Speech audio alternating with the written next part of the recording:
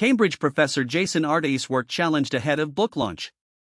That's the headline from the New York Times, and it captures a story that's as much about academic integrity as it is about the stories we tell ourselves and each other. Jason Arday's rise has been nothing short of remarkable.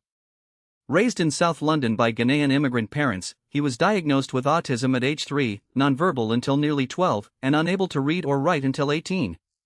Despite those barriers, he earned a PhD in education and, in 2023 at age 37, became the youngest black professor in the University of Cambridge's history. The university trumpeted the appointment, and media outlets on both sides of the Atlantic ran glowing profiles highlighting his dramatic life story, including his claim to have run 30 marathons in 35 days to raise millions of pounds for charity. Arday also told the press that his success brought darker attention: a severed pig's head delivered to his parents' home, and repeated visits to his office by a masked intruder, once wielding a knife. He says he lost his memory after surgery to remove a benign brain tumor and had to relearn his entire dissertation weeks before defending it. Next week, Simon & Schuster's 37 Inc. imprint publishes his memoir, Great and Unfortunate Things. But in the lead-up to publication, Arday's academic integrity and biographical claims have come under intense scrutiny. Concerns had circulated quietly in scholarly circles since his Cambridge appointment catapulted him to academic celebrity. They exploded into public view late last month after a scholar known for racist views about intelligence published a lengthy newsletter article questioning parts of Arday's personal story and leveling extensive plagiarism charges.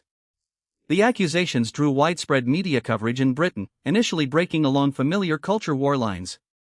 Right-wing outlets labeled Arday a diversity poster boy. Supporters, including prominent academics and politicians who signed a petition that quickly gathered thousands of signatures, called it a racist smear campaign. But as questions mounted over the weekend, a more nuanced debate emerged. Is Arday the victim of a campaign to discredit black scholars? A fabulist whose tales of extreme adversity the establishment deemed too good to check? Or both? So far, his publisher and university have stood by him.